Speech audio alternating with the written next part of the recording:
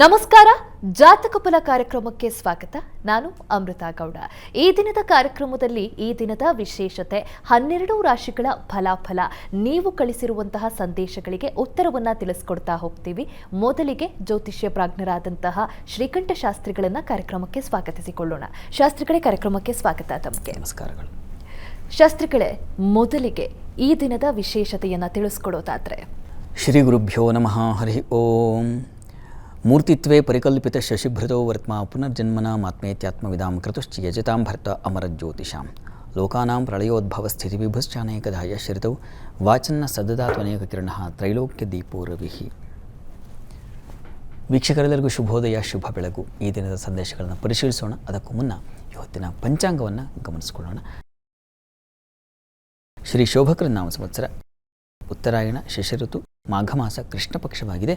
ಈ ದಿವಸ ಶನಿವಾರವಾಗಿರ್ತಕ್ಕಂಥದ್ದು, ಚತುರ್ದಶಿ ತಿಥಿ, ಧನಿಷ್ಠ ನಕ್ಷತ್ರ. ಈ ದಿವಸ ಯಾವ ಪೂಜೆ, ನಾವೇನು 4 ಯಾಮ ಪೂಜೆ ಅಂತ ಕರಿತೀವೋ ಆ ಯಾಮ ಪೂಜೆ ಇನ್ನೇನು ಅಂತ್ಯವಾಗಿ ಈ ದಿವಸ ಕೂಡ ಆ ಪರಮೇಶ್ವರನಿಗೆ ನಾವು ಅಭಿಷೇಕಾದಿಗಳನ್ನು, ಪರಮೇಶ್ವರನಿಗೆ ರುದ್ರಾಭಿಷೇಕ ಬಹಳ ಬಹಳ ಪ್ರಿಯವಾಗಿರ್ತಕ್ಕಂಥದ್ದು. ನಾನೆಲ್ಲ ಅದ್ರ ಬಗ್ಗೆ ಮಾತಾಡಿದ್ದಾಯಿತು. ಶಿವನನ್ನು ಒಲಿಸಿಕೊಳ್ಳಬೇಕು. ಶಿವ ಅಂದ್ರೇ ಮಂಗಳ ಅಂತ ಅರ್ಥ ಅಲ್ವಾ?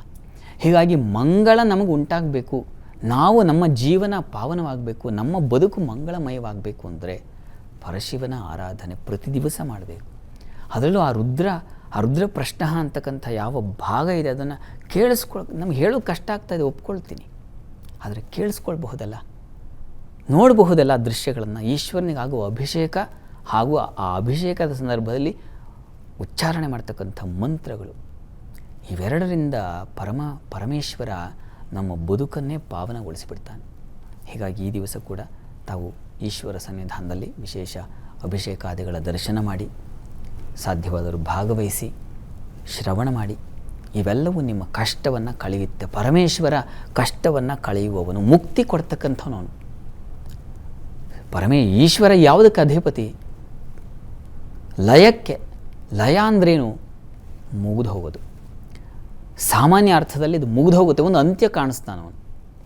ಆದರೆ ವಸ್ತುತಃ ಲೀಯತೆ, ಕರಗತಕ್ಕಂಥದ್ದಕ್ಕೆ ಸಕ್ಕರೆ ಹಾಲಲ್ಲಿ ಇರ್ತದೆ. ಹಾಲಲ್ಲಿ ಚೆನ್ನಾಗಿ ಕದರಿ ಬಿಡ್ತೀವಿ, ಅಲ್ಲಿ ಸಕ್ಕರೆ ಇರಲ್ಲ, ಹಾಲಿನೊಳಗೆ ಬೆರೆತು ಹೋಗಿರುತ್ತೆ. ಅದನ್ನು ಲಯ ಅಂತ ಕರೆಯೋದು. ಸಕ್ಕರೆ ಇಲ್ಲ ಅಂತ ಅರ್ಥ ಅಲ್ಲ, ಇದೆ, ಹಾಲಿನೊಳಗೆ ಬೆರೆತು ಹೋಗಿದೆ, ಹುಡುಕೋಕ್ಕಾಗಲ್ಲ ನನಗೆ. ಆದರೆ ಇದೆ, ಅನುಭವಕ್ಕೆ ಬರ್ತಾಯಿದೆ. ಸಿಹಿಯಾಗಿದೆಯಪ್ಪ, ಅನುಭವಕ್ಕೆ ಬರ್ತಾಯಿದೆ. ಹಾಗೆ ಪರಮೇಶ್ವರನ ಪ್ರಾರ್ಥನೆ ಮಾಡಿದ್ರೆ ಕಷ್ಟಗಳಿಲ್ಲ ಅಂತಲ್ಲ, ಕಷ್ಟಗಳಿರುತ್ತೆ, ಆದರೆ ಕಾಣಿಸಲ್ಲ. ಆ ಶಕ್ತಿ ಬಂದುಬಿಡುತ್ತೆ ನನಗೆ ಪರಮೇಶ್ವರನಿಂದಾಗಿ. ಅವನು ಪ್ರಾರ್ಥನೆ ಮಾಡೋದ್ರಿಂದಾಗಿ ನಾನು ಪರಮೇಶ್ವರ ಆಗಿಬಿಟ್ಟಿರ್ತೀನಿ.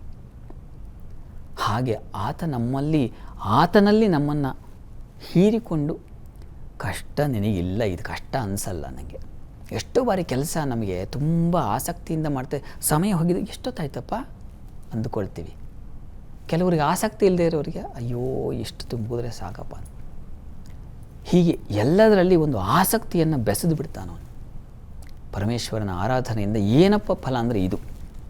ಹೀಗಾಗಿ ನೆನ್ನೆ ಯಾರು ಜಾಗರಣೆ ಮಾಡಿದ್ದೀರಾ, ಈ ದಿವಸ ಕೂಡ ಪರಮೇಶ್ವರನ ಪ್ರಾರ್ಥನೆಯನ್ನು ಮಾಡಿಕೊಂಡು ಅವನಲ್ಲಿ ಮತ್ತೆ ಭಕ್ತಿಯಿಂದ, ಪರಮೇಶ್ವರ ಭಕ್ತಿಗೆ ಒಲ್ದು ಬಿಡ್ತಾನೆ ಬಹಳ ಬೇಗ. ಶಿವ ಅಂದರೆ ಸಾಕು, ಓಡಿ ಬಂದುಬಿಡ್ತಾನೆ.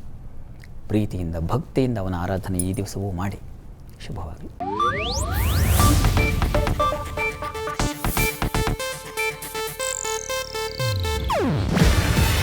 ಇದು ಏಷ್ಯಾನೆಟ್ ನ್ಯೂಸ್ ನೆಟ್ವರ್ಕ್ ಪ್ರಸ್ತುತಿ.